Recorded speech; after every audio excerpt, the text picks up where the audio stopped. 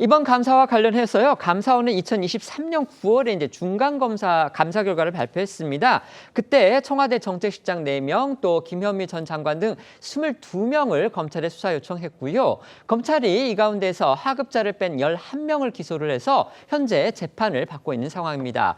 감사원은 어제 최종 결과를 이제 발표를 한 건데요.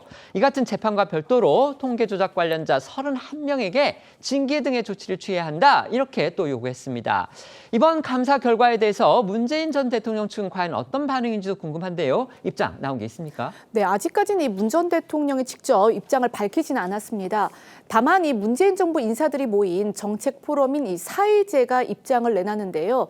사의제는 이번 이 감사 발표 내용에 대해서 2022년 이 9월 감사를 시작할 때부터 정해놓은 결론에 꽤 맞춘 조작 감사 결과 보고서에 불과하다면서 이 결론을 정해놓고 짜맞춘 조작이자 헌법기관의 본분을 망각한 행위다라고 비판을 했습니다. 그러면서 이 문재인 정부 시절 대통령 비서실, 국토부가 국가 통계 왜곡을 지시하고 또 이 통계청과 부동산원 등이 통계 왜곡을 수행했다는 그런 감사 내용에 대해서는 소설 창작 수준이다라고 평가했습니다.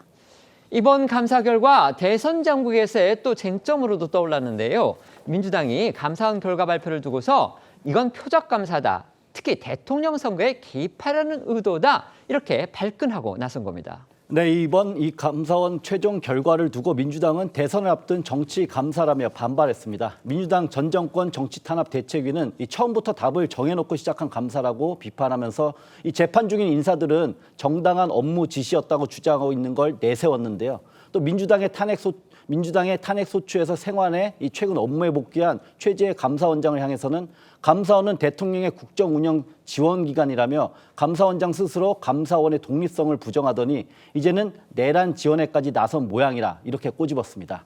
오늘 민주당 최고위에서도 감사원 발표를 두고 비판의 목소리가 나왔는데요. 한번 들어보시죠.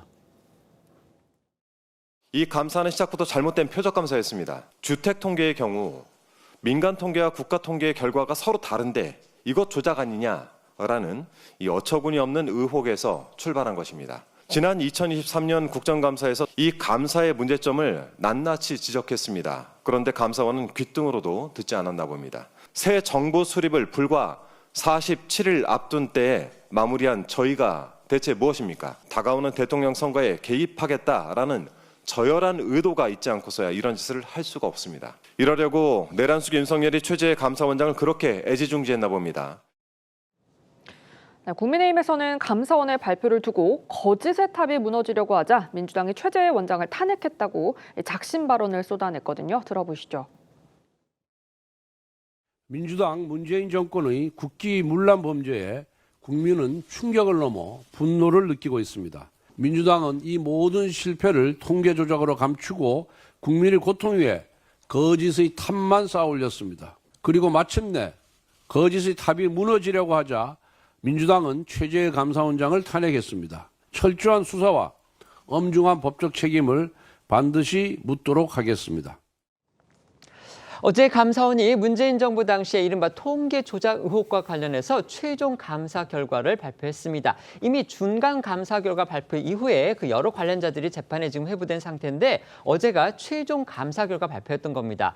그런데 이게 조기 대선 전국에서 나와서 그런지 민주당이 감사원이 지금 선거에 개입하려 하는 거 아니냐 이렇게 아주 발끈하고 나섰습니다. 네. 자, 어떻게 보십니까? 감사원의 발표의 시점이 좀 그런 오해를 불러일으킬 만하죠. 이게 감사원이 통계 조작 관련돼서는 23년도에 중간 발표를 한번 했고요. 중간 발표하고 나서 검찰에서 감사원에서 넘긴 20명 중에 절반을 기소했습니다. 그리고 작년부터 재판에 들어가 있어서 지금 재판 결과를 기다리고 있는 상황인데 굳이 검찰이 넘겨서 재판을 하는 상황에 있어서 검찰이 이 조기 대선을 앞두고 발표했다. 감사원이요?